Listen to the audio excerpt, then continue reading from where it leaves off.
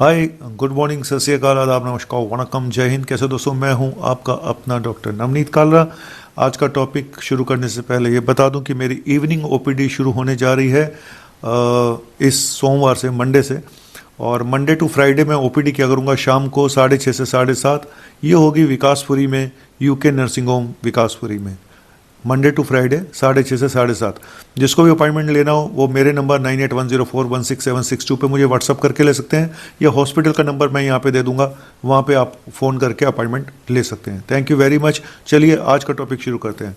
Topic क्या है, देखिए, आज मैं आपको 3 टेस्ट बताऊँगा कि अगर 3 टेस्ट आपके नॉर्मल हैं तो समझ लीजिए आपको पेट की कोई बड़ी प्रॉब्लम नहीं है, और मतलब आपकी बॉडी में इन्फ्लेमेशन नहीं है। इन्फ्लेमेशन मतलब क्रॉनिक इन्फ्लेमेशन।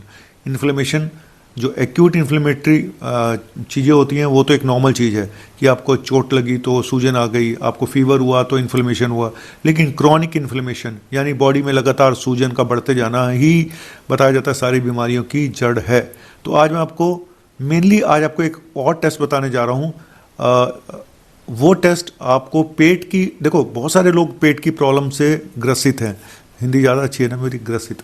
तो पेट की प्रॉब्लम में लोगों को ये पता नहीं चल पाता है कि हमें आईबीएस है, इरिटेबल बाउल सिंड्रोम है, या कोई सीरियस प्रॉब्लम है जिसको बोलते हैं इन्फ्लेमेटरी बाउल डिजीज, जिसमें आती है क्रोन डिजीज, जिसमें आती है अल्सरेटिव कोलाइटिस, और कई बार कैंसर भी आते हैं। तो जब भी डॉक्टर के पास जाओ तो डॉक्टर बोलते हैं सीटी स्कैन करा लो, कोलोनोस्कोपी करा लो, सीटी स्कैन करा लो, कोलोनोस्कोपी करा लो। अब सीटी स्कैन तो एक बार आदमी करा भी लेता, कोलोनोस्कोपी नाम से डर जाता है, और नीचे से नली डलती है जो है ना, आपकी लेटरिन के रास्ते एनल कैनाल से होती है, अंदर तक ट्यूब डाल दी जाती है। उससे पहले आपको खूब सारा पानी और के साथ एक दवाई भी पिलाई जाती है पेट लूज करने की। तो लोग ये चाहते हैं कि क्या कोई ऐसा टेस्ट है कि इनसे पहले हमें पता चल जाए कि बिना किसी इन सब प्रोसीजर के कि क्या हमें कोई सीरियस प्रॉब्लम है या नहीं है। जी हाँ, वही टेस्ट के बारे में बताने जा रहा हूँ। बने रहिए, कहीं मत जाइएगा, क्योंकि आपका अपना डॉक्टर बदनाम है बीच में ये ब्रेक लेने के लिए, है ना। तो चलिए आता हूँ। बदनाम हुए तो क्या हुआ, नाम तो होगा।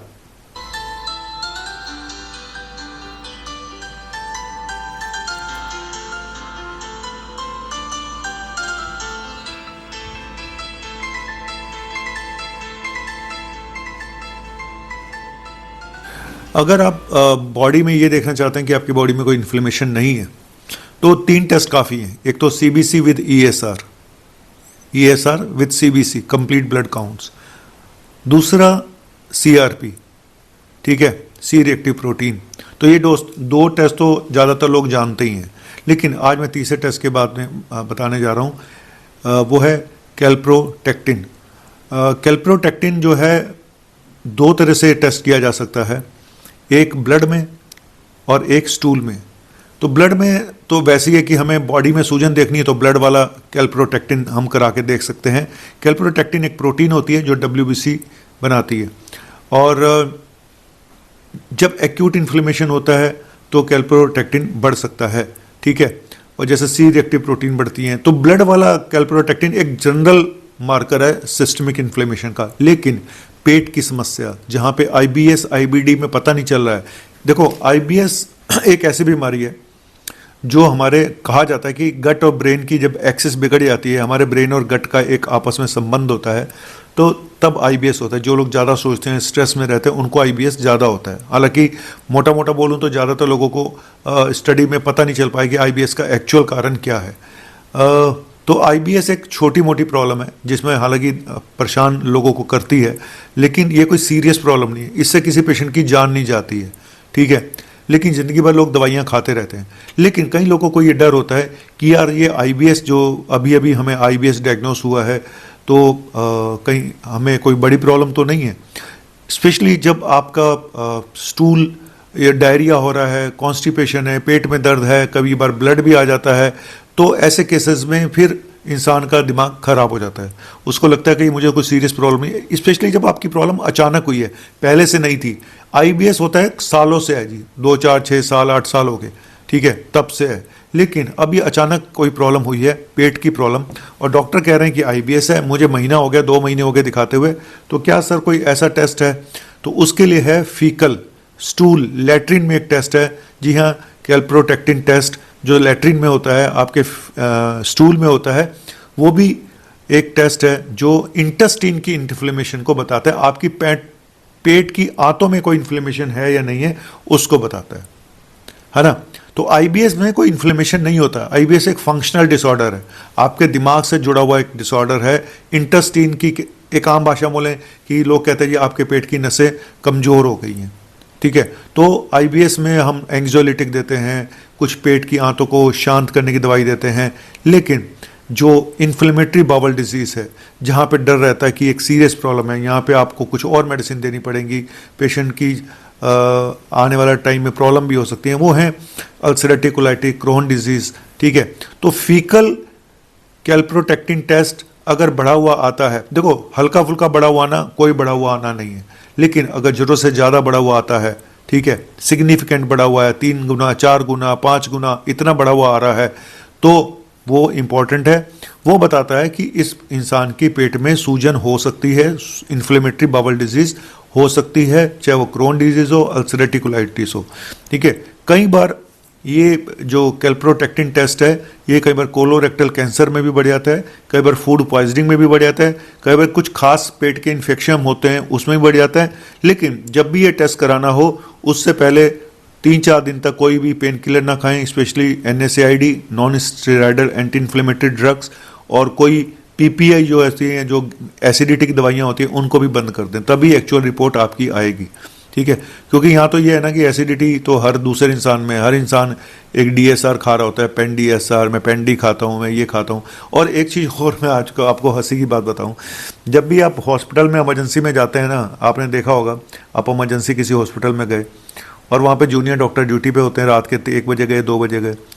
अच्छा, कोई भी बीमारी हो, जब उनको नहीं समझ में आता ना, वो एक इंजेक्शन पेन 40 mg और एक एमसेट, यानी एक गैस का इंजेक्शन, एसिडिटी का इंजेक्शन और एक उल्टी का इंजेक्शन लगा के भेज देते हैं और बोलते हैं कुछ नहीं है, पेट में गैस है। तो 80% आप अपना पर्चा खोल के देखना, आपको यही दवाइयाँ मिलेंगी इमरजेंसी में, है ना। अब वो उनका बुद्धि कह लो, विवेक कह लो कि उनके पास कुछ होता नहीं, तो उनको लगता है कि यार यही ठोक दो कुछ तो होगा, कुछ नहीं है तो पेशेंट को तो लगना चाहिए ना कि कुछ तो इंजेक्शन दिया डॉक्टर साहब ने, भले उसको हार्ट प्रॉब्लम हो, भले उसको कोई और प्रॉब्लम हो। तो वो इमरजेंसी में आधे तो डॉक्टर भी सो रहे होते हैं बेचारे, मतलब आधे आंखें खुली होती हैं, आंखें बंद होती हैं, ऊपर से इतने सारे सरकारी हॉस्पिटलों में तो खास तौर पे इतने पेशेंट होते हैं आधी रात को भी कि वो बेचारा क्या करे। तो वो सबसे आसान होता है इंजेक्शन, ये एंटासिड का एक इंजेक्शन ठोक दो। तो ये इसलिए बोल रहा हूँ कि ये PPI अगर आप खा रहे हैं, रेबिप्राजोल, पेंटिप्राजोल, ये सब दवाइयाँ खा रहे हैं, तो इसको 4-5 दिन पहले बंद कर दें, तब ये टेस्ट कराएं। इसी तरह से कोई पेन किलर खा रहे हैं, उसको भी बंद कर दें 3-4 दिन पहले, तब कराएं, नहीं तो ये रिपोर्ट फॉल्स पॉजिटिव भी आ सकती है, तो फिर आप डर जाओगे, फिर आप अननेसेसरी। इसका मेन मकसद क्या है इस टेस्ट का? ये टेस्ट कराने का मेन मकसद ये है कि ये एक आसान टेस्ट है, आपने सिर्फ लैट्रिन उठा के देनी है। हाँ, कई लोगों के लिए लैट्रिन उठाना, अपनी स्टूल उठाना भी बहुत गंदा लगता है ना। पहले तो लोग माचिस में भर के ले जाते थे, अब तो माचिस भी महंगी हो गई यार, है ना। तो एक वायल ले लो वहाँ केमिस्ट से, और स्टीराइल वायल उसमें डाल लो उसको, ठीक है। तो ये है, और सिर्फ ये है कि इस टेस्ट से आपको थोड़ा आइडिया लग जाता है कि हम फर्दर अगर ये बढ़ा हुआ आएगा तो आप कोलोनोस्कोपी कराओगे, CT एब्डोमेन कराओगे, ये सारे टेस्ट कराओगे। नहीं बढ़ा हुआ है तो शांत रहो, है ना। फिर IBAC अगर है आपको तो उसका इलाज कराओ। तो ये है कुल मिला के, ये इसका इंपॉर्टेंस है कि ये एक इंटेस्टाइन के, आंतों के इन्फ्लेमेशन को, सूजन को बताता है, और ये डिफ्रेंशिएट करने के लिए इस पेशेंट को IBS है या IBD है, इसके लिए टेस्ट बहुत इंपॉर्टेंट है। तो अब मैं आपको इतना ही बोलूँगा चलते कि अब कितने का है ये टेस्ट भाई देख लो, थोड़ा सा नेट पे सर्च कर लो, अलग अलग रेट हैं, फिर भी मैं आपको यहाँ पे लिख के बता दूंगा। मैं भी देख लूँ एक्चुअल कॉस्ट हमारी लैब में कितनी है, बाहर कितनी है, तो मैं आपको लिख के भेज दूंगा, इसमें यहीं पे इसी वीडियो में कहीं ना कहीं लिखा होगा इसका रेट। और तो चलिए चलते चलते सिर्फ इतने बोलूँगा कि आजकल ठंड का मौसम है, थोड़ा बच के रहना, बारिश हो रही है, तो इस मौसम में बहुत लोग बीमार पड़ते हैं, और कल ईद भी है, फिर रामनवमी भी है, नवरात्र भी चल रहे हैं, तो खूब खाओगे पियोगे तो संभल के खाना पीना और बच के रहना, ठीक है।